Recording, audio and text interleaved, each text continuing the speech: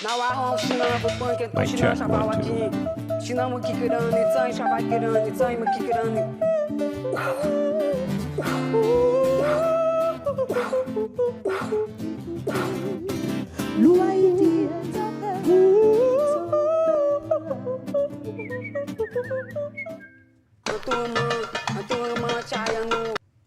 No matter what you do, you're always going to be pissing someone off. So you may as well be yourself, get crazy, and inspire someone along the way. So get out there and be you. Damn right. As of course she was riding with Biden. Now she's doing something else with Kamala that's not too appropriate to say here. Welcome back, beautiful and amazing human beings. My name's Luke Rudowski here of the best politicalshow.com, and we will be going live for the next 2 hours discussing all the latest and craziest news developing right now, as of course we are in the 11th hour for some absolutely crazy stuff to unfold during the season finale of America. As I think it's fair to say, we have just saw the craziest campaign ever. Joe Rogan just dropped a surprise interview with Elon Musk as his $1 million a day voter sweepstakes can now legally proceed, as Ron Paul is now coming in with Team MAGA. Fluoride allegedly will be removed from the drinking water. Mark Cuban has been told to shut up, and we're going to be describing to you what we think is going to be happening tomorrow, November 5th, Judgment Day for America. As of course, we will ask you guys to please share this broadcast with your friends and family members. It really does mean a lot to us that you guys do this. It's one of the few ways that we actually are able to get out there past all the larger kind of algorithm restrictions, and there's a lot of them. And, this organization and everything we have done is only possible because of you. So we greatly appreciate you guys sharing it. And we try to give back to you as much as we can. And we do that through LukeUnfiltered.com. We do nature hikes. We're going to do cleanups soon. We're going to be doing a lot of different meetups soon, all through LukeUnfiltered.com. As a member, you also get the ability to call into the show and be a part of it. As of right now, we do not have a caller. That caller could be you just by simply signing up to LukeUnfiltered.com, going in the Telegram channel. I am in that Telegram channel right now, and if you want to call in, just let me know, and we will be going to you in about an hour and a half from now. First-time callers also get free supplements from wearechange.shop. We're going to be doing everything to read any and all super chats, but of course, we are going to be prioritizing mysuperchat.com on Streamlabs, which only takes a 3% service charge. As you guys know, there's a lot of crazy things that has been kind of happening to me behind the scenes, and that's why we just launched SaveLukeNow.com, an actual website. Since about 3 weeks ago, we got a surprise $180,000 IRS bill that just kind of came out of nowhere. Something that's very difficult to deal with. I've kind of talked about this a little bit. I'm going to make a full video describing what's going on, but we, of course, aren't asking for a handout. We are actually giving out limited edition merchandise that is signed to people who, of course, want to support us and want to help us get a lawyer since, this is a pretty serious situation. So we're doing this special kind of sale that we're doing on SaveLukeNow.com. Check it out, and of course, I'll give you more details about all the craziness that has been happening here behind the scenes, because there's a lot of craziness. It's not fun to deal with, but we got some great people here that are a part of this independent media organization that have been helping me, and truly, there's been a lot of crazy attacks on independent media, but we're still here, as I am very stubborn, and it's very difficult to take me down. Other people that are joining us today are, of course, these incredible guests in studio here today. One of them is Kristen Megan, an individual that has been described as the female Julian Assange. She's an awesome person. I've known Kristen for, 15, 20 years now? A long time. We've been in this kind of Ron Paul, liberty, truther kind of space. It's great to have you here.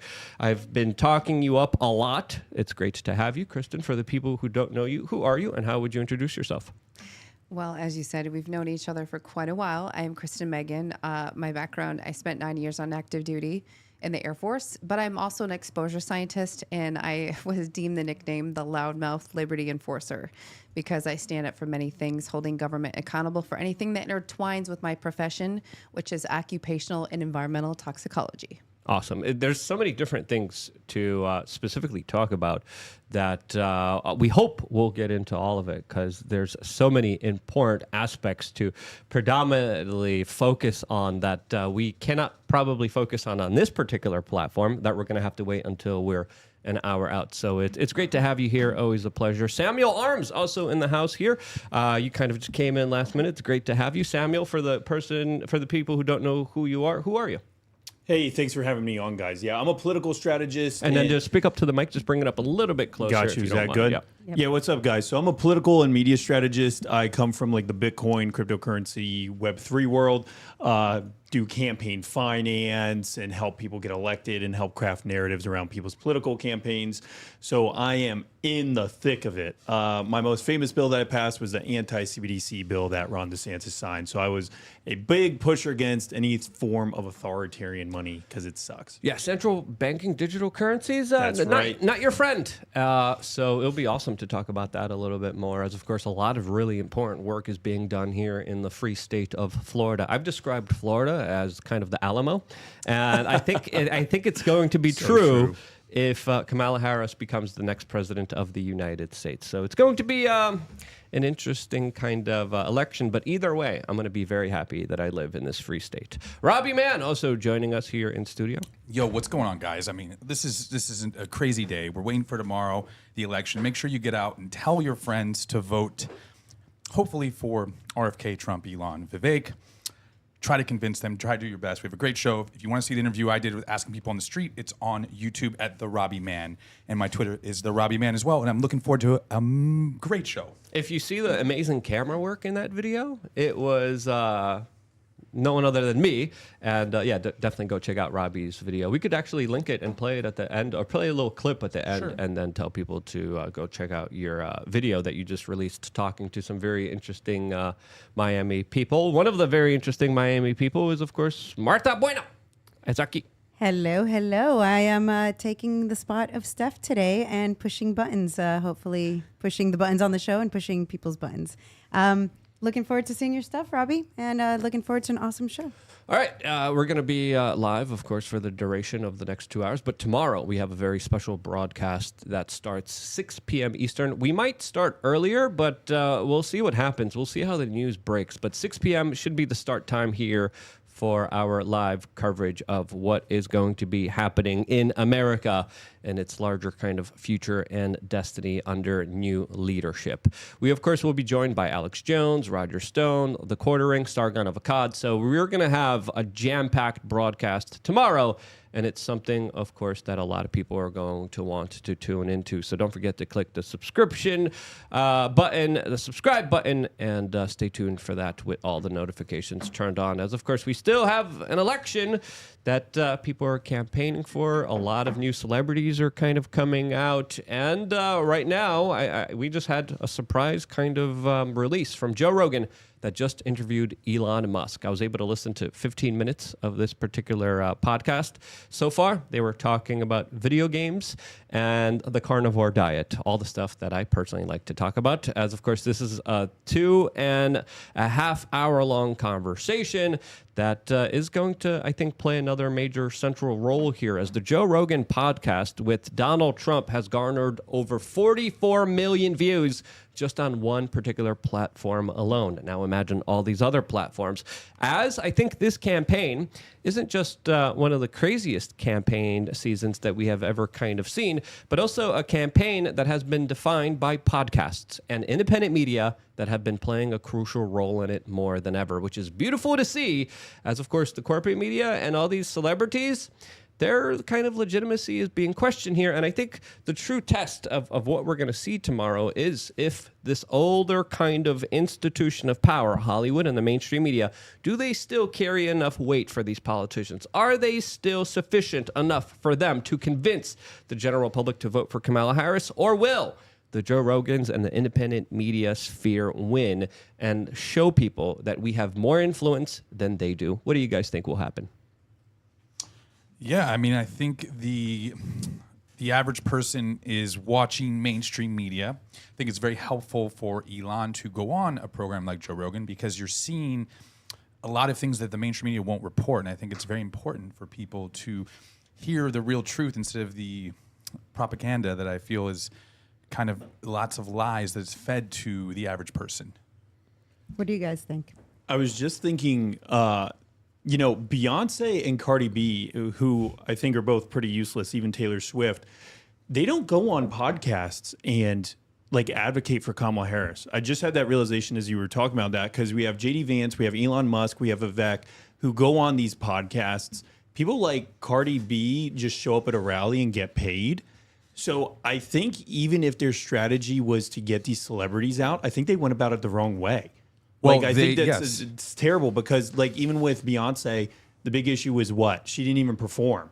Like people showed up ready for a performance. She got paid, I think, like $50,000 or something ridiculous to talk for 2 minutes. A lot more than that. I think a lot more. Was than it that. a million? Was it in the millions? Yes. That was just her lunch budget, probably. So it's interesting, because even on they're not even utilizing their full power as a celebrity. Like they're not even being surrogates. They're Cardi just, B, you saw her. She froze when the teleprompter. Yeah, she's froze. reading off her So phone. then they had to bring her a phone to read off of, because she can't. They're not doing interviews. They're doing scripted things. That's what the Democrats are doing right now. Well, when Yeah. you differentiate the people that are coming out, everyday people are actually coming out in support of the team unity of Trump. And back in Michigan, the United Auto Workers Group, like these are people that can be pulled up on stage without any notice and totally speak in an intellectual format and don't need a teleprompter. And when you see the people that are speaking up for team unity, they're entrepreneurs, they're business owners. They're not just people that talk about twerking and drugging people. You have to really differentiate the method behind the madness. But also when we're talking about this format of podcast, the organization formerly known as FreedomWorks, which is now dissolved, revealed that 44% of the voter demographic is not left or right. And that demographic also does not get their main news source from the mainstream media. They're the TikTokers, the Instagram threaders. So I think what Joe Rogan is doing and what people are doing by doing these podcasts, and one thing I like about Vivek is he will do anyone's podcast. And even if you're reaching just like an audience of 1,000, those 1,000 people are little brush fires and can like connect in their church or their community. So I think this is a great angle when you get people like this that are on the right side of things and go out and kind of get the conversations going. I think that's totally a difference than doing a 60-minute interview or a CBS interview that's edited. 100%. I actually love the fact that Cardi B froze and that they promoted Beyonce to be on stage and like give a performance, and then she didn't. And I think it's just so indicative. They're just hiring people. I mean, J-Lo went out there and cried and like about Kamala and it's just like, who's buying any of this? I think people are really waking up, especially now. I mean, the mainstream media is fading away. They still have a grip on a lot of people, but I think the average people are kind of seeing that, like they're watching these podcasts going, this doesn't fit the narrative of what I've been reported. There's all these lies. You go on Twitter, you look at the Kamala headquarters and all these different people that promote these things. They distort the facts. They're editing clips. It's really disingenuous. Absolutely. I mean, it's completely disingenuous. Again, the fact that J-Lo went up on stage and cried about, like, when has J-Lo ever talked about politics? And also, it's also kind of funny for those of us paying attention that it's all of the people that are being photographed at P. Diddy's parties are now coming out and like, you have to support Kamala. You have to do this thing. I don't know. That's just that's a big coincidence there. It's all, nothing to really look into here. No coincidences at all. It's not like the FBI confiscated all the surveillance footage and tapes from P. Diddy's mansions. It's not like they have all these celebrities at these white parties doing all these weirdly weird, freaky things. It's not like they had small children there that are now coming out and saying that they were assaulted in all these horrible ways with celebrities watching them. It's not like anything like that happened, Martha. You better, get it right. I mean, Luke, it's not like they didn't find baby oil that was lots and lots of baby oil that was potentially, allegedly laced with some type of drug that allegedly people use to, do bad things. Yeah, I don't know. It just seems kind of weird. I do love that Elon Musk was on Joe Rogan. It's just so great that we're finally having these conversations and we're having them on huge platforms. Where would we even be if Elon didn't buy Twitter? I mean, screwed. you remember how We'd be all the screwed. censorship we had last time? We wouldn't even be having all the access to the news we're even getting to have the uncut, unedited, real news going on right now without Elon purchasing Twitter. Yeah, Joe Rogan, in the 15 minutes that I saw talking to Elon Musk, was like, seriously, Elon, thank you. Thank you so much for purchasing Twitter. Because it did change the political landscape. It did kind of push the Overton window dramatically open when it was so closed beforehand. If we look at 2020, we didn't have this type of freedom. We didn't have so many different individuals that were able to actually speak. I remember back then being like, I better be careful with what I say here, as we can't forget, Twitter played a big role in censoring the Hunter Biden laptop story. That story did make an impact on that election. And right now, that stuff won't fly on Twitter, as of course, a lot of these scandals, a lot of these controversies will now finally be heard. And a lot of them are, especially when it comes to P. Diddy, especially when it comes to a lot of the things that the corporate media and Hollywood used to keep secret, used to keep behind closed doors, that now is finally being exposed, with people finally freely being able to speak to it. And that's amazing. The comments under this Joe Rogan podcast are pretty telling too, as of course, the first one says, Trump, Vance, Musk, this is insane. Another person writes, only Joe casually interviews Trump, JD Vance, and Elon in 9 days. And we have another one here. The last few weeks have been incredible for this show. I absolutely agree with that. As of course, the video just came out about an hour ago. Already close to 1 million views. Something that, of course, could never be done by CNN and all these other fake news corporatist media giants that used to reign and rule with immunity. Now, they're being called out in real time, and people like Joe Rogan are literally having their lunch. I love it. And they tried to, you saw with Kamala getting the SNL thing, there, the Fair Use Act, they had to give Trump Sunday Night Football 90-second clip. I don't know if you guys saw that, because they violated the law there to not give both presidential candidates fair broadcast. Yeah, and that it was a great primetime slot, because when I'm not being an activist, I'll admit I love football. What's your team? Chicago Bears, but I'm very mad at them right now. But the Caleb, thing is, Caleb Williams, baby. oh yeah, he's a woke narcissist. We're not going to talk about him. I'm Justin Fields all the way. But basically, when you think about the demographic, you have to think way back of like the Colin Kaepernick issue. So the NFL, demonized him, and I think he had actual reasons to talk about things, maybe the wrong place to do it. What about police accountability and all that? But now you have players that are wearing Black Lives Matter, and they have all these very woke insignias on the back of their helmet. And then you have Nick Bosa, who plays for the 49ers, that I don't know if you guys saw. There was an interview on the field post-game. He came up in a white and gold MAGA hat, and now they claimed that they were going to potentially fine him. And I think it's the selective enforcement that is upsetting a lot of viewers. Remember, most people are in the middle, and it's like, hold on a second. There was a lot of people watching Sunday Night Football, and I know they saw that ad. And I don't know if you guys saw the ad, but I really love the message. So you have to really make sure you reach a demographic that, people think that football is just for people who don't pay attention. Well, I'm a prime example. I'm very awake to many things, but the ad was amazing. Did you see the Kamala? Kamala essentially on SNL copied Trump's last skit from SNL. It was essentially just copying exactly what he did. I mean, that's all she does. She's just a chameleon. I mean, if she's watching this, before she knows, she'll be wearing the same shirt that I'm wearing. Yeah, the teams are pretty clear. Yeah, one side, Hollywood, corporate media. That's why she went on SNL right before the election. The other side, Joe Rogan. And Joe Rogan, I think, understands this. And I think this is why so late in the game, he's taking kind of an active approach on allowing these people to have such prominent voices on, I think, the biggest platform on the internet right now. If we look at these conversations, these are the conversations that, to me, are going to be the game changers, are going to be the conversations that you could share with the people who still somehow are on the fence, people who are still trying to understand who they're voting for, or their personalities, or their candor. They're seeing this nicely kind of corporatist presented package of cackling Kamala that, of course, shows her teeth and really isn't that personable. And then they see someone who's willing to literally talk about the UFC, like Donald Trump, who's talking about other things just outside of politics, while the other side just keeps repeating the same lines: women's rights and Orange Man bad. Other than that, the messaging really isn't there. The messaging on the right, it's pretty rich. It's pretty diverse. And I think this larger kind of podcast interview with Elon Musk is huge.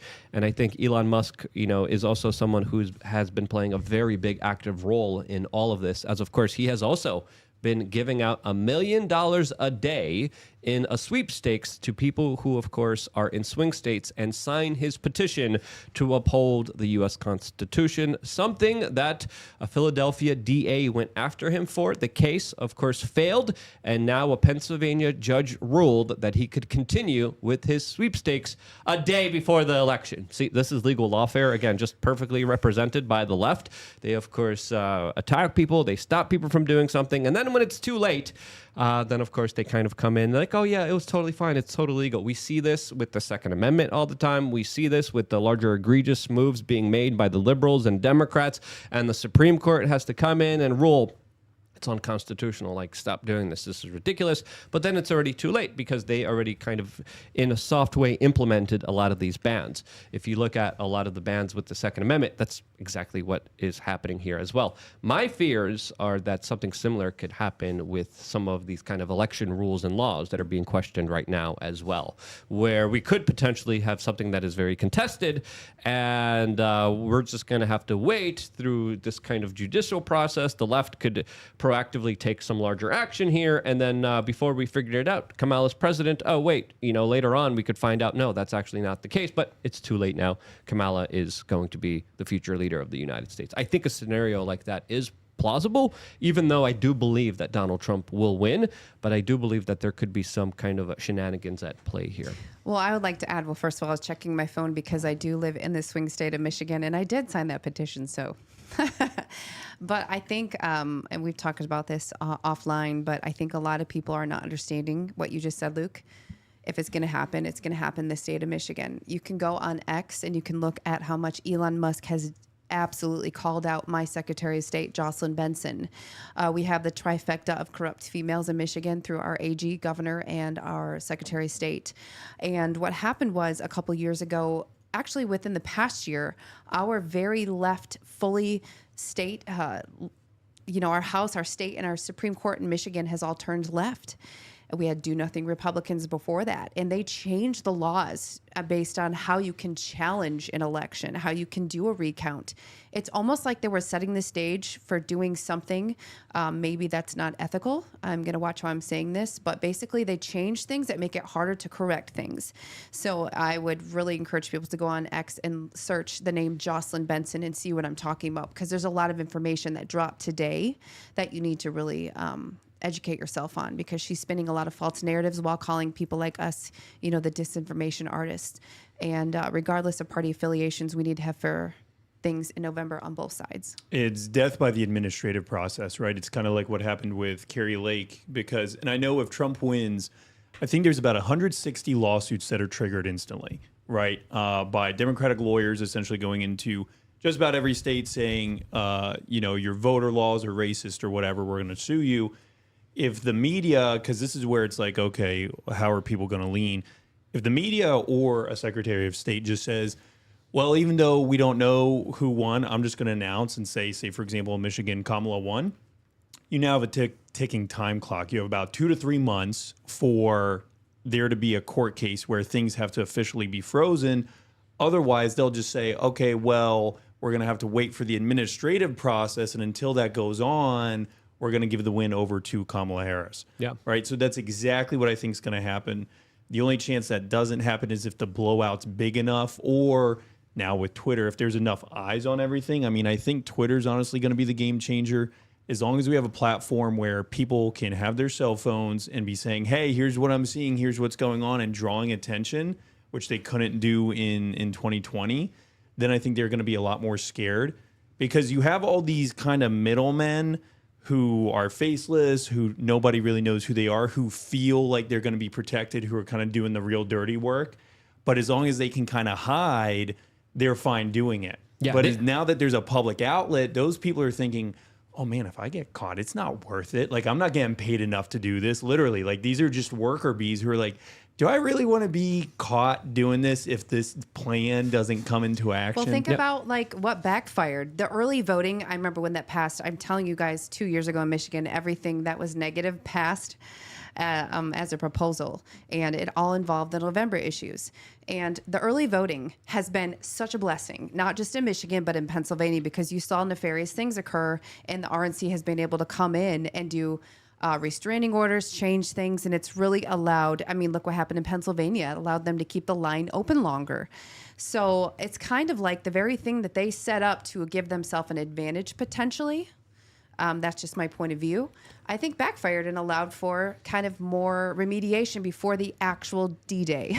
No. They can't get away with all the shenanigans now, like they would have all these other previous years, because as you just mentioned, we have the cell phones, and then most importantly, we have a major communication hub, Twitter, that could release all the foul play in real time and actually not be suppressed. Previously, beforehand, a lot of these stories were very seriously suppressed.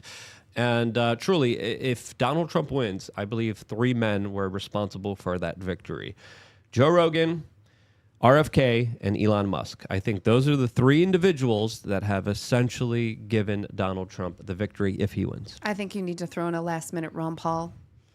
Yes. And that leads to the perfect segment of what we're going to be discussing here, as, of course, Elon Musk just asked Ron Paul to join the second Trump term in order to reduce government. And Ron Paul said, yep, I'm in.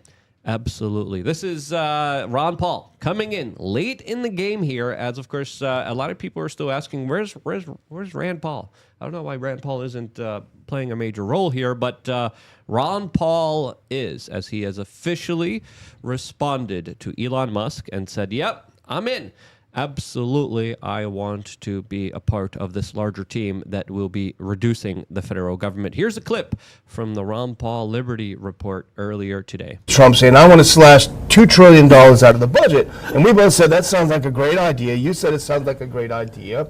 And then went home and you tweeted this out. Put on the first one. You said, Elon cutting $2 trillion from the budget? Great idea. Start with some of the biggest welfare recipients. Military industrial complex, pharmaceutical industrial complex, and end the Fed.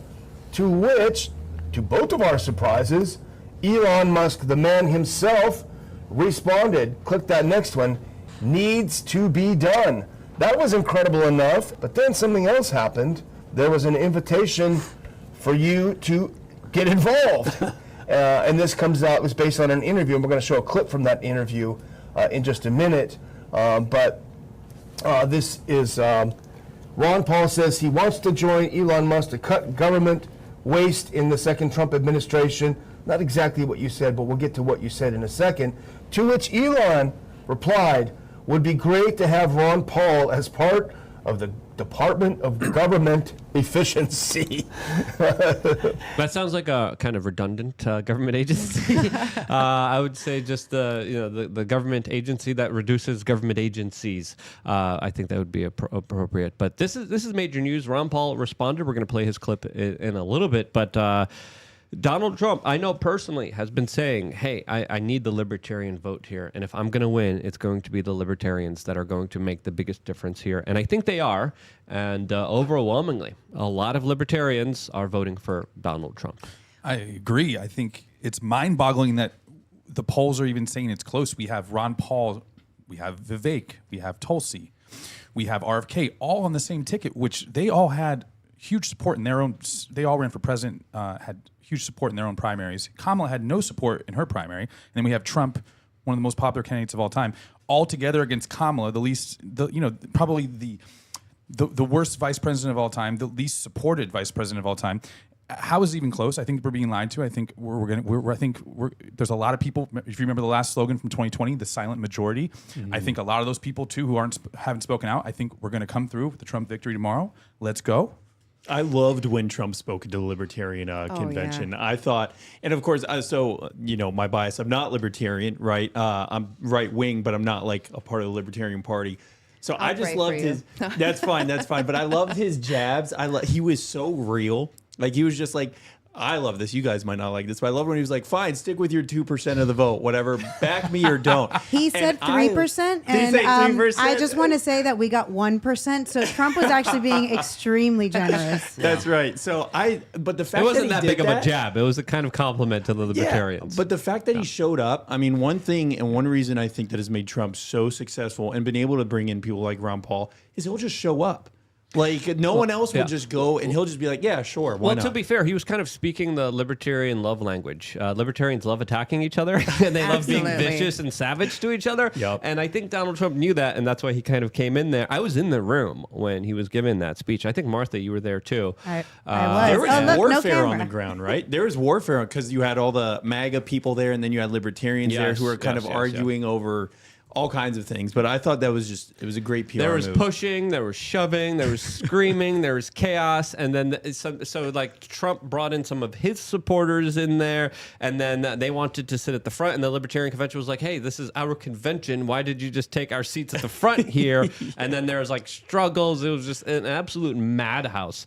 That unfolded there. But I left that kind of larger convention having more respect for Donald Trump, being my able to gosh. go into the lion's den, being able to go into the fire, being able to handle criticism. That room was hostile. They were screaming, they were jeering, they were booing, they were cursing at him, they were flipping him off. They were not happy that he was that's there. awesome. But I appreciate that he's willing to do that because he's not going to lie. He's not going to. I mean, you know, politicians lie all the time. But he didn't come off disingenuous. He didn't try to pander. He was like, "Listen, you guys want me or not? This is your choice. I'll be real with you as real could be." Oh man, this is right at my alley. So I was so excited about this because I've always thought that Donald Trump was an independent or libertarian, and what he did is he tried to mold into the Republican Party, and that what you saw was the difference between his last administration and this one is on social issues. And people got mad at him for some of these social issues, but he knew what he was doing. I talked to you about that demographic. You have to get outside of your own echo chamber. But what I loved about that, we got to give props to Angela McArdle of the Libertarian Party chair. She facilitated so much of this merger. And for me, I will totally toot my own horn. I've been trying night and day to get the misfits of liberty, the former Ron Paul misfits, to put their ego aside, stop calling themselves status, and get behind this ticket. If not just a free Ross, lower taxation, but our father of liberty, Ron Paul, is so close to getting his hand on things. So Do I you have been want Ron working Paul hard. in the government firing bureaucrats? Yes or no? I mean, yes. I have a What do you Ron want? Paul Revolution tattoo on my arm. I mean, this so- is too good to be true. That's the thing, is that you know the deep state is so powerful, and they're panicking right now. They see all the support, they see all these things. They lie to the average viewer, but they're going to do whatever they can, and we got to prevent that. So I'm telling everybody in the chat, we got to get out and get our people to vote. We have to make them show up, make it too big to rig, because we need this. This is. I've never had anything in my lifetime ever this good. I mean, just like I said, the free Ross, like one issue. I have a lot of libertarian friends that voted in Michigan just to legalize cannabis, just free Ross. Like, I don't care if you don't want to play in the clown show, as you call it. Some people are anti-government. That's fine. But get this man out of prison. He will free Ross on day one. That's enough for me. That is absolutely enough for me. And I cannot scream it louder. You guys need to put your egos aside. Get out. You're registered to vote in the state of Michigan. You're a swing state, and we can win it. So get your butt off your couch and get out tomorrow. You said that alone is, for me, just making America healthy again is alone. That's just a Absolutely. bonus. Ross, we have Ron Paul, we have Tulsi, Elon taking down bureaucrats. I mean, it's a dream come true. Well, hey, I don't want to hijack the narrative of what we're talking about, but one of the MAGA issues is now fluoridation. I am from Grand Rapids, Michigan. Yep. Grand Rapids, Michigan was the first place in the United States to fluoridate the water. So where I'm Gross. from is actually where the argument needs to be the example and remove the fluoride from the water. So even the leftists that are super environmental hippies, get behind this health aspect. I think Bobby Kennedy moving over was such a huge brush fire of liberty that gave, even you talked about the silent majority or the silent minority, whatever you called it, that brush fire gave them justification to go in and vote for this team unity. Yeah, we'll talk about fluoride in just a little bit. Let's play Ron Paul's response. Well, that's interesting, but my first thought, could that be an oxymoron? You know, because it reminds me of all the efforts, the pretend efforts. But we're looking now and hoping that this is not pretend. This is serious stuff. Yeah. So I think, I mean, the people who are now talking about it are a little bit different than the Kamala Harris. I was in that crowd and the Biden group. Well, let's listen to kind of what started it out. Now, you went on David Gornowski's show. He's an old friend of ours. A Neighbor's Choice is his podcast. It's a very But yeah, I think Ron Paul is excited about this. I think it has kind of given him a little bit more life. I'm excited about this. So who do you guys think he's going to be firing first? I don't know, but I feel like this is the moment for the meme. I'm like, it's happening. Yes. Sorry, had to. I want to see. I mean, they railroaded Ron Paul when he was running. They railroaded Bobby Kennedy. I mean, I just want to see justice be served. I want to see these people that actually seem genuine, who have good views, who have good vision for America, and get in and get rid of these corrupt deep state puppets. Oh, absolutely. The Fed. But outside of the Fed, and we'll get into this later in the show, but I think not necessarily disbanding the EPA and OSHA, but definitely getting rid of the regulatory capture. We have to get back to the standard that they exist to protect human, environmental, and community public health. But the first stop would be ending the Fed, at a minimum, auditing the Fed, because they have completely screwed with our monetary system for decades. And for all the former Ron Paul revolutionary Paul bots, ending the Fed. I mean, I had taxation as theft in my wedding vows. I'm not even joking. So, yeah, I just want to see us go back to not having the extortion of our income. And having Ron Paul and Elon together in the government, I really think there is some fruition to abolishing the income tax. Trump talked about it. I think it is possible. Yeah, I mean, we can go back to the old argument. It was never fully ratified. But either way, I do think we should, I personally think, pay to play. I'm not going to say taxation is theft and then use the waterworks and the infrastructure.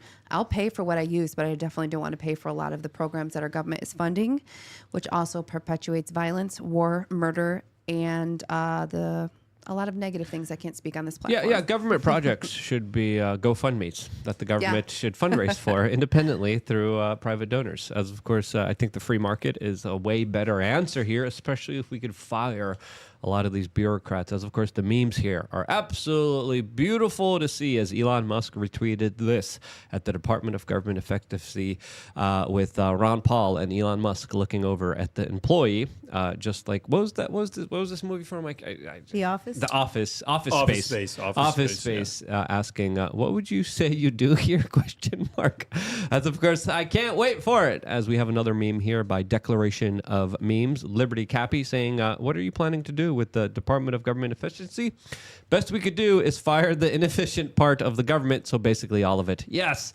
I love the memes. I love the kind of culture here, and this kind of happening last minute. If this is not a rallying call for all the kind of libertarians, for all the anarchists, for all the freedom health people to get active, to get engaged, and to go out there to vote, I don't know what would make them vote. I don't know what else you could do other than, getting rid of fluoride, which RFK Jr. is literally talking about.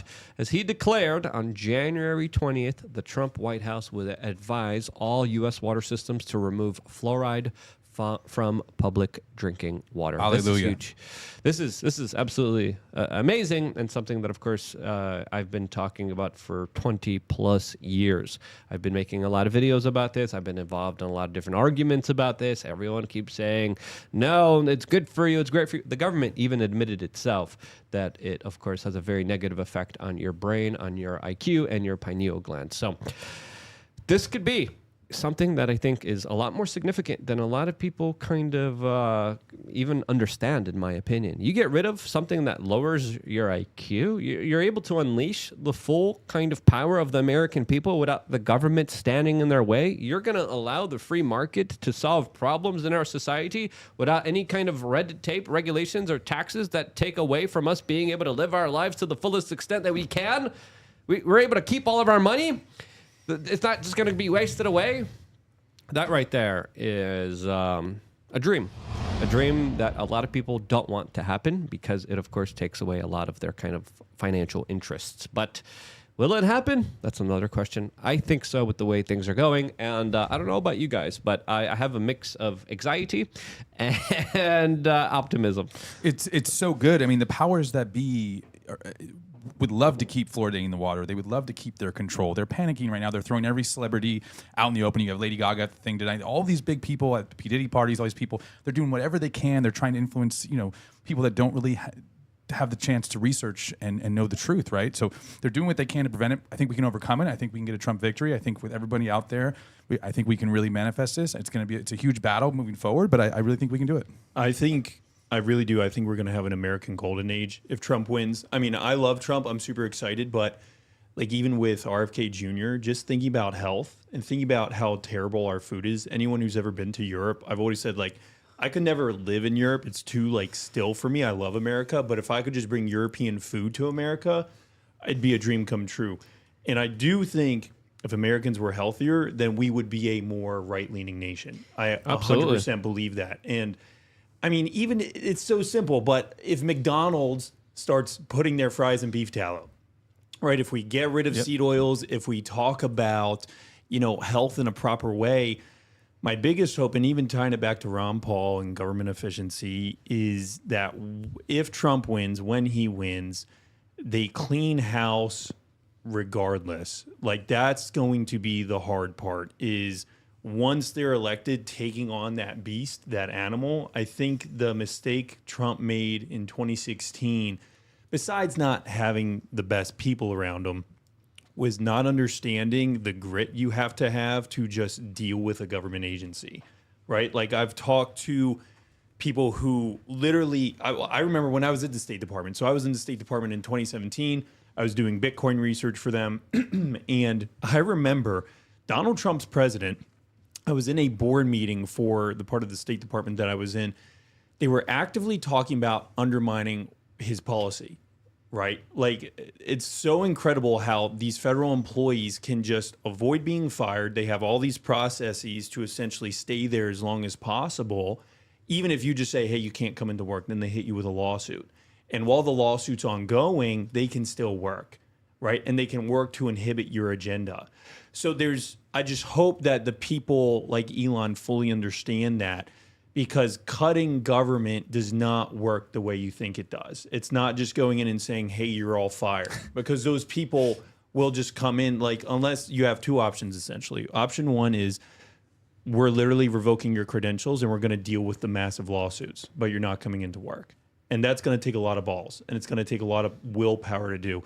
The other option, which I think Elon could do, is you have to inverse the idea of cutting government, and you have to create a nanny state where you essentially say, we're hiring employees to literally watch you and make your life miserable, right? To the point where the people who are in there rebelling against what these officers are doing can't do what they want to do. So the department that I was in, there were probably about 12 different people. None of them were aligned with the Trump agenda. If there was someone who was literally watching their every move, which would mean another employee, they wouldn't have been able to do anything. But because Trump wasn't able to get people in, because, by the way, the agency that does security clearances does not like Donald Trump. So they purposefully delay security clearances so people can't even start work. Like, that's how screwed up this process is. So you can't even get in your employees. It's just, it really is, it's a radical beast. Well, there's already bureaucrats saying that they're creating plans if Donald Trump gets elected where they could sabotage his administration, sabotage his kind of larger protocols that he wants to put in play, that they are already preparing for now. Congress tried to pass a bill that would essentially allow Ukraine to be funded no matter what Donald Trump wanted to do about the current situation, so that war would continue on forever as long as the bureaucratic state wanted it to continue. But specifically, I think it would be good to kind of ask you, Samuel, specifically, if you had any kind of words of advice for Elon Musk with your kind of workings at the government. What kind of advice would you give him, as it looks like Donald Trump is looking at him specifically to head up this larger kind of government board? Political victories are different than financial victories. So once again, the kind of libertarian mindset is we want to cut government and we want to cut government spending. Republicans have tried that. Sometimes it bites them in the ass. It bites them in the ass because of the process I just described. So I'm a Republican. I get elected. I target the EPA. And I say, you know what? I want to fire some EPA employees. I want to, over time, get rid of the agency entirely or cut it down by, say, 75%. What happens is that person's there for about 4 years. You got a 4-year window up until the next election. By those 4 years, most of the employees you fired, the lawsuit's taken so long, they're still there.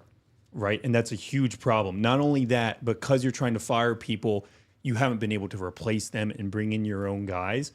One strategy, which is what the Democrats do, which is completely antithetical to everything I believe, but could be effective, is if, for example, the Department of Government Efficiency becomes a nanny state part of the government, where Elon brings in his own people. Trump grants this agency authority over other agencies. It says you now have access to every single thing these people are doing, and you can watch and redirect everything, right? And it's an authoritarian approach, because now you're worried, well, I have this centralized, so I don't know how you would pass a bill and maybe it weans off of it. But Trump's only got 4 years, right? So you either have to create some kind of nanny state institution and trust Elon enough to essentially be a dictator and make these people's lives so miserable that they can't subvert the agenda, or you have to be in some way, shape, or form willing to deal with massive lawsuits and find whatever the central database is, say at the State Department, revoke everyone's credentials so that they can't go to work tomorrow. I think we need to look at this from we're dealing with something that we've never faced. We've never had a unifying ticket from, I would say, independent, libertarian, and Republican backgrounds. Yeah. So I understand and I respect what you're saying, but I feel like Trump's first term, he had to kind of please the masses because he wanted to get reelected. Now this is his flames a throw in. He's on his final tour, his leg of the tour. And I think we're going to see changes that are made that have actually been conferred with proper attorneys. And he's going to invoke action that is going to happen. And I get what you're saying, but we've never been in this position to where a president has 0 F's given to invoke change that aligns more with the Constitution, because we have more federal agencies that are unconstitutional that are constitutional. In addition to that, it's not just shutting them down. It's doing an audit, which is totally legal, and looking at the ROI, the return of investment, and saying, okay, do we need these many employees in this department? We can change the purpose of the department. What are we getting back? Like, who's actually using these services? Because that's things that have been done. I want the viewers to actually Google Ottawa County, Michigan. Don't read the hate articles, but that happened in Ottawa County. We had constitutional commissioners come in and change everything, lawsuit after lawsuit after lawsuit. And, change can happen. You have to have that goal. And I think because he doesn't have to worry about a reelection, he's going to set the foundation for another person to carry this torch. So I hear you, but I think that we don't have anything to compare it to because we are facing an absolute insane situation that we've never faced before. Yeah, it's going to be interesting because there's going to be a lot of underhanded efforts against him. And is bringing in more government officials to deal with the government officials going to be the right move? As kind of a libertarian-leaning guy, I don't like the sound of that. That sounds like more government officials. Yeah. How can we fire them? And then, because a lot of the stuff that they do is, kind of basic stuff that could be left up to communities and individuals to fix themselves, right? So I think an approach, we're kind of taking a step back and being like, do we really need someone doing this in your life? Do we really need someone, punishing this person with these stupid regulations? No, get rid of them. So I think that cutting needs to happen immediately, and it should be an assessment where we could have free market kind of abilities to kind of take the role of these larger kind of regulatory bodies. If it can happen. Yeah. I mean, and that's like my only caveat, because I totally agree with you guys. Like, you're not saying anything that I'm like, no, I don't want that to happen. But from people that I've talked to who have worked in the administration, and kind of to your point, my hope is that they just have the willpower to be like, I don't care. Like, I would love to put Vivek in charge of the CIA. We have 17 intel agencies, fold them all under the CIA or whatever agency, so Vivek has total control and can say, you're useless, you're useless, you're useless. Like, he needs to utilize these people to the full degree. If Tulsi's in charge of the State Department, maybe Tulsi's job is, hey, we actually don't need a State Department, right? But they have to act unilaterally and act quick, because 4 years, and this is really kind of depressing, but I was talking to someone who was from the previous administration. He's like, I think we get 1 year of everything that we want. Yeah. And that's not day one. That's year 2 or 3 when we finally get all the people we want moving and in the machine. I hope that's not true, but it is a behemoth. So I'm just always trying to think in outside the box terms, because I know what I've seen and how it works. And I'm like, okay, well, is there something we can do different, right? Is there something to do different? And it's brain racking. I think Trump's, personally, I believe he's learned from his first experience. If you get thrown into something for the first time, you're an entertainer, you don't really know how things work. Everyone's telling you they're good. You have to learn the hard way, just like with life experiences. And I think now he has that experience to know, oh, yo, this is what works, what doesn't work. I'm not going to mess this up again. And that's why I'm so excited for him to get in, because I think the first time he didn't know what to do, didn't know who to appoint, didn't know who was good, who was bad. And I think now he has this wonderful team around him, and he has his past life experience. Just like when you're in a relationship with a girl or a guy, you learn from your mistakes. And I really believe that he's got there and he's changed. I think, and this is even crazy to say, but it's been a blessing that we didn't win 2020 so that we could be where we are today. That's a good point. We point. essentially had, I mean, think about this. Trump survived. We had 4 extra years of Trump. Had Trump won 2020, we would still have Mike Pence. We'd still have Pompeo. Yeah. We'd still, and then it would be 2024, no more Trump. Who knows who would be running? But we've seen 4 years of persecution, terribly tough times for a lot of people. But RFK wouldn't be on the Trump ticket. Ron Paul, Tulsi, like we had 4 years to fully make the transition happen culturally. That's never going away. Like, so I think this is incredible. Even if whatever happens tomorrow, all these people who are on the Trump team are going to be able to carry that torch forever. And that has me, like, no matter what happens, I'm so bullish on America in general. We needed 4 years for the Avengers to kind of come together after, Biden, Thanos snapped his finger and destroyed half the economy with Bidenomics and his Build Back Better policies. And now people are like, holy cow, we've lost so much. We really have to kind of come together. And I did a video today where I kind of went over my 10 points to why Donald Trump will win. The economy was one of them. And that's an important kind of understanding, because once you're able to, of course, allow energy to actually be sourced, once you allow people to actually interact and trade with each other, once you kind of get rid of more taxes, get rid of taxes on tips, get rid of taxes on overtime, and allow people to actually kind of have a focus on American-made products and manufacturing, that right there, something that Elon is doing, that right there is truly showing America First policies that, let's be honest here, we really didn't see. We saw some of it, but then the global sickness kind of interrupted a lot. We're seeing a different Trump as well here. In 2020, he was kind of... he didn't have the best kind of track record. People were kind of seeing him. They were seeing his energy. He didn't have the same energy he has now. Now he's very loose. He's very relaxed. He's very in the moment. He's very comfortable. 2020, it was the opposite of that. He was angry. He wasn't happy. We didn't see this kind of larger kind of resurgence behind him of people, of individuals that actually put their money where their mouth is. We didn't see those big individuals like RFK Jr. And I think truly it could have been a blessing that Joe Biden did become president of the United States. Well, and it took time. Remember, we had a Republican House and a Republican Senate when Trump was first elected. Nothing got done. What got done? Like random tax cuts. That's cool, but that's not what Americans really want. Like that's not, tax cutting is cool, but I want to see real change. Yeah. But we had Paul Ryan. We had Mitch McConnell. We had to figure out half these people were terrible, right? And who you couldn't trust and then of course, by the time we figured that out, Congress is divided. So my hope is we sweep the House, we sweep the Senate. If Trump wins and we just get the Senate, we're probably going to get 2 new Supreme Court justices who are probably going to be 40 years old. So the Supreme Court for my lifetime is going to be right-leaning. Like, it's all lining up perfectly as long as it happens. Well, I would tell people what you're saying. I would say like 90% of them were bad, but if we want more people that are like the Thomas Masseys and the Ron Paul, you guys need to pay attention to my friend Nicholas Somberg from the 11th District of Michigan. He's a Ron Paul bot, a defense attorney against government overreach. He won his primary. I think he could win.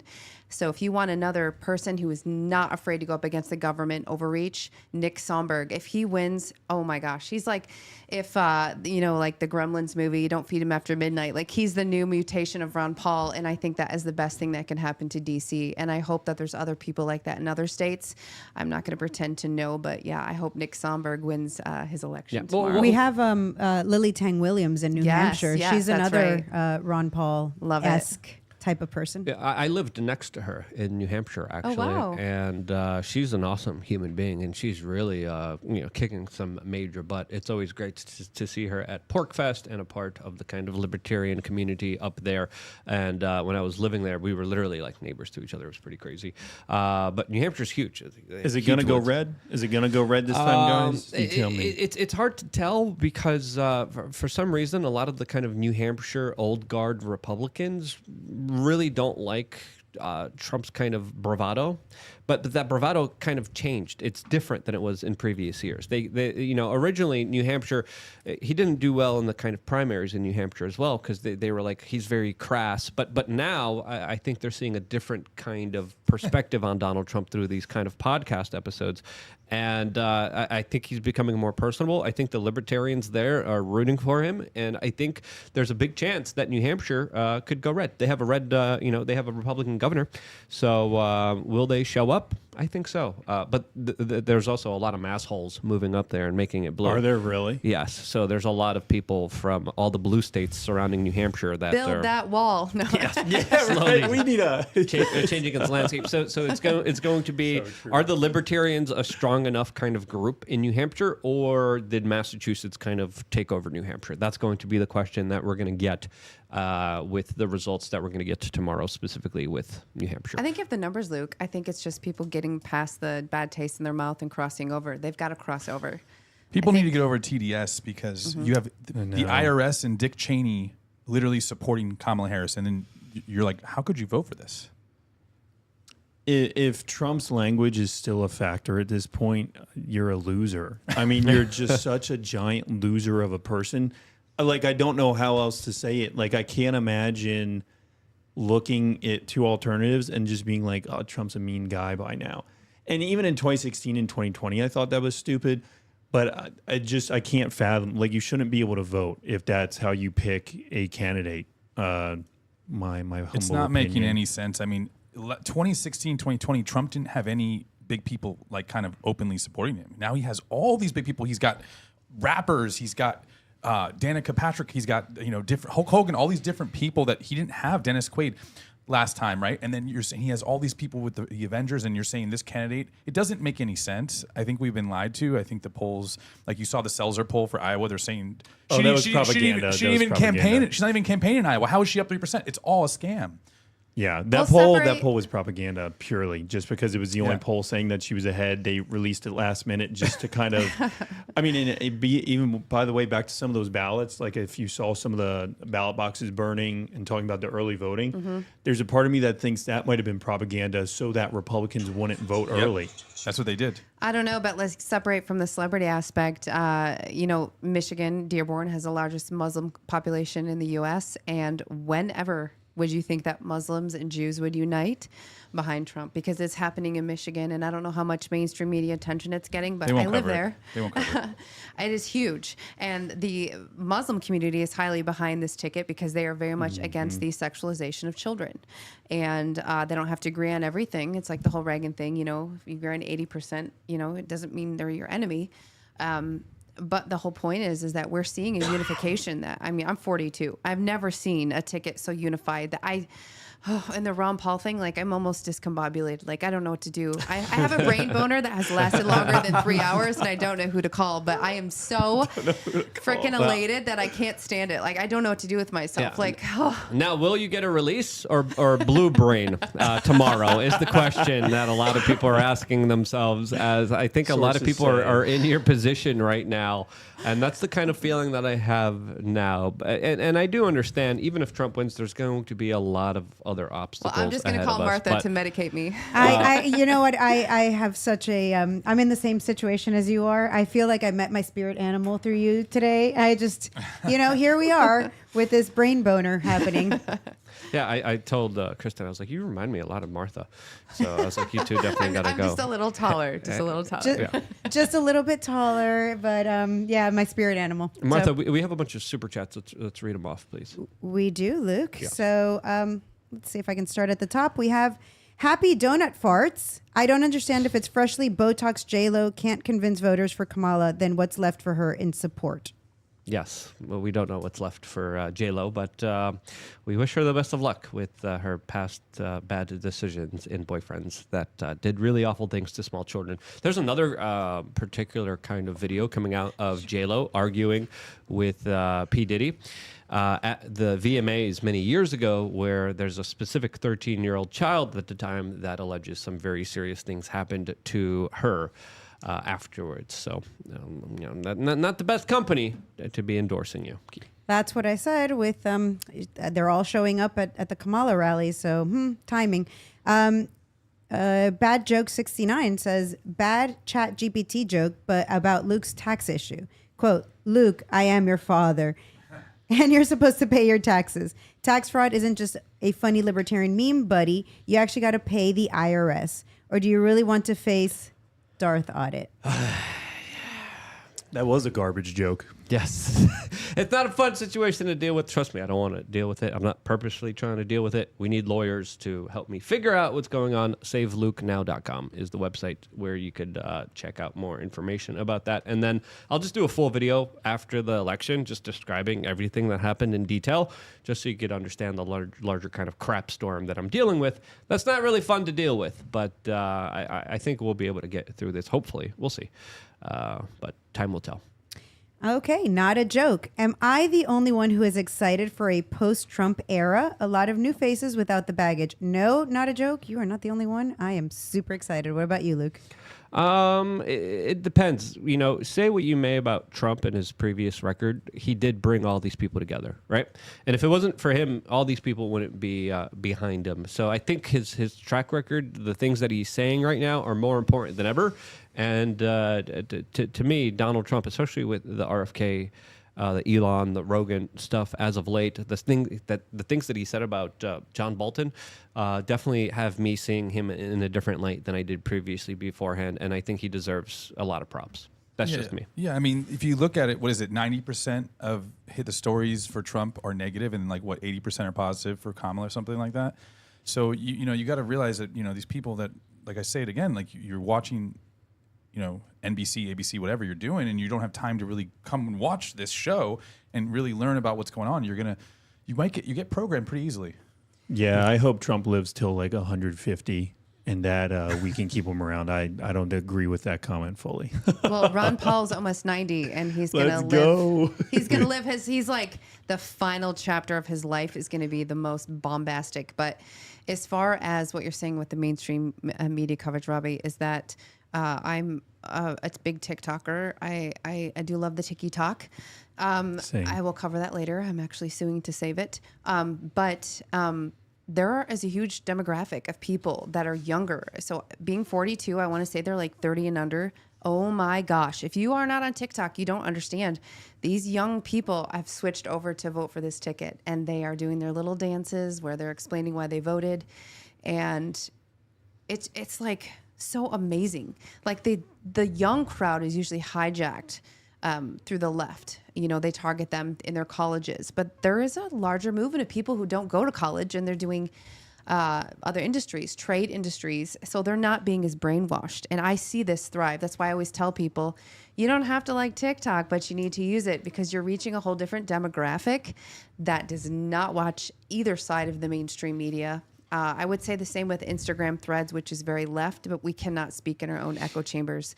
Now is the time to capitalize on this new group, this new demographic that just says, both sides, Fox, CNN, NBC, they're all, no, I don't know about you, but I wake up in the morning, I go on Rumble, I go on YouTube, and I watch PBD, I watch Luke, I watch different podcasts. I don't ever turn on Fox unless they're covering something like when Trump got shot. But you're also a very smart.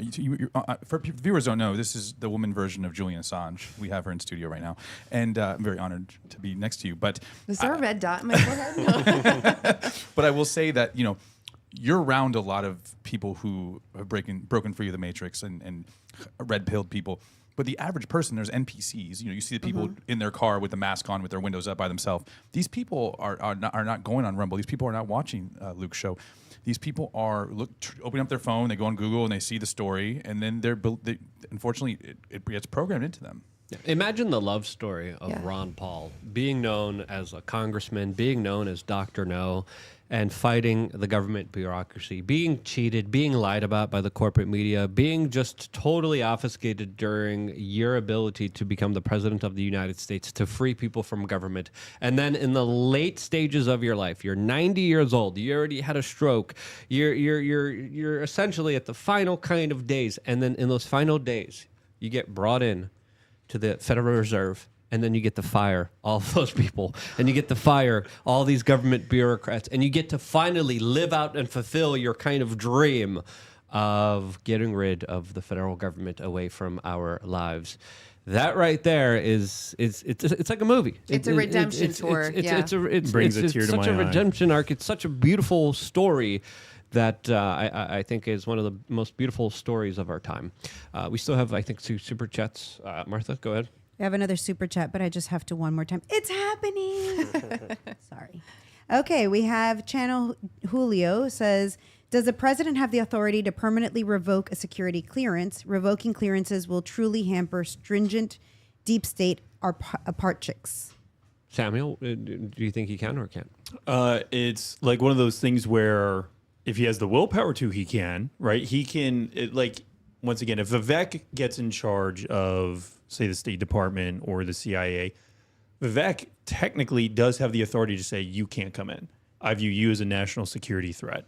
Now, are they going to sue? Is that going to go through a process? Yeah, absolutely. But, the executive's the head of all of these federal agencies. Like, people forget that. That's why it's so mind-boggling when these agencies disobey the executive, right? It's actually quite fascinating. We saw that when Trump was trying to build the wall, and the Pentagon was essentially like, no, we're not giving you money. I'm your boss, right? So if they have the willpower and they just go through with it, then yeah, they can do whatever they want. Well, I kind of feel like this current administration does things that aren't even legal anyway. And there's no accountability. So, hey, it's There fair is game. no law. There a really is no threat law. to national security and democracy. So we're going to do it. Yeah, exactly. That's why, if we just take the playbook that's being used and we're just not scared to use it, and that's where you kind of have to put on like, okay, what do I truly believe? Is it unconstitutional to just not allow someone to come to work if there's law around it? They could make that argument it is. Do I think maybe Vivek should be like, well, screw that. You're a threat to national security. I would side with Vivek. Well, I also think we have to remember that these people that we're talking about, they are geniuses. These people are they're like strong intellectuals, and they could argue all these things in a court of law. But that's going to take so long. Like, that's my only fear about the whole law process. How long is that going to take? Well, I'm someone who's been an expert witness in I don't know how many court cases throughout this whole COVID stuff, but basically, in my experience, this is what I've seen. You have judges that see the writing on the wall. They know something is wrong, but they don't want to be the first. And they're also afraid of negative reciprocation or reprisal of their actions. So when you have the leader of the free world who's pro-freedom, leading libertarian, which I totally believe, I think these people are going to be not so afraid. You talk about the silent majority. I think we have judges that are that same way, and they know that they have to play the game to get reelected, and they're afraid to pull, the cord. And I think this whole thing, if we advance team unity tomorrow, what it's doing, it is pulling back that curtain of Oz. And I understand what Robbie was saying, how people don't watch these podcasts. But what people have got to remember, I have gatherings at my house all the time. I have a daughter who's 21, and when she lived in the house, sleepovers involved like 6 people at once. It wasn't one friend. And I would low key put on a Rumble channel, you have to in the background when and they're then people would be sleeping, like, you "Who turn is on this?" Ron Paul. There's even one YouTuber, I forgot, but he basically just goes over funny memes and they're political. I can't think of his name. He's a Navy veteran. But my daughter's friends were like, he's hilarious. And then they watch that, and then you have to open a door to these people and give them access. Not that you're pushing your views on them. You're just opening their eyes to a different world that they didn't know existed. How many people that are younger than 30 watch Rumble? Not a lot, I don't think.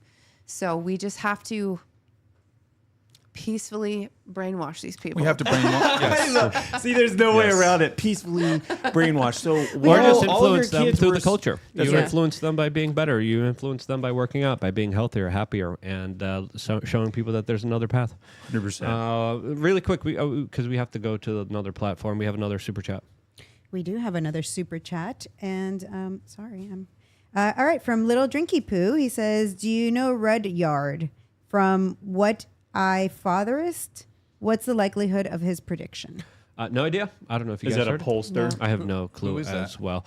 But anyway, before moving on towards a free speech platform, we want to tell you about one of our sponsors, and that, of course, is landofbiltong.com. This is a really great product made here in the United States from a small business, from Anton, a really great person. He supports a lot of independent media. This is really great biltong, something that I personally really enjoy after going to the gym. I always love some biltong biltong, especially the U.S. Wagyu. It's really good.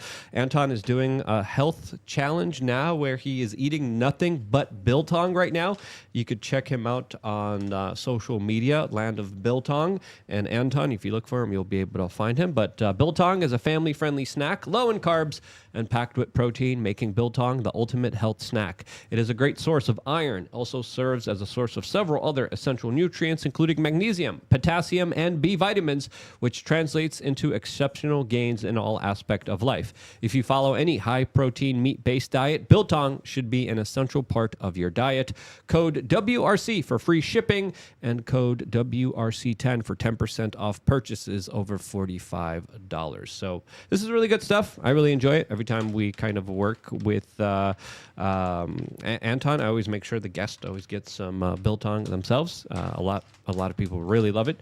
General Flynn really liked it as well. And yeah, that's our sponsor. I want to remind you that you gave some to Kobe Covington, and I hope he enjoys it as well. So I absolutely love it. I think it's a fantastic product, and I hope people check it out. Now, talking about being healthy, a lot of people find high-protein, meat-based diets a lot better than a lot of the kind of Bill Gates corporatist slop out there filled with seed oils, preservatives, and all these other ingredients that are not banned in other places around the world. So Land of Biltong is doing some really cool stuff, really great products. Go check them out. Go support them, as of course we now officially will be moving over towards a free speech platform that allows us to say whatever we want. We're on the front page of this platform. All you have to do is go to thebestpoliticalshow.com or just scroll down.